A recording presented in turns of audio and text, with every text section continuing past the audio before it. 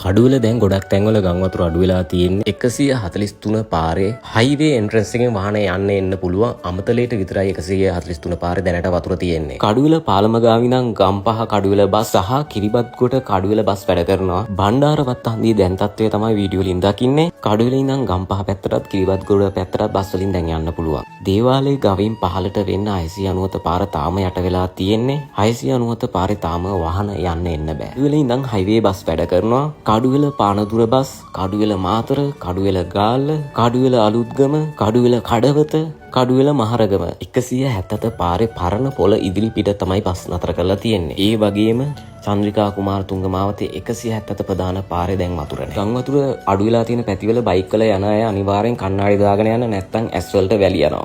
697යි 143යි දැනට බස් වැඩ කරන්නේ නැත්තේ අනිත් හැම බස් එකක්ම වැඩ කරනවා කඩුවෙලින්. 2025 12 වෙනි මාසේ 3 වෙනිදා කඩුවෙල ගම් වතුර තත්ත්වය තමයි ඔයාලා වීඩියෝ වලින් දැක්කේ.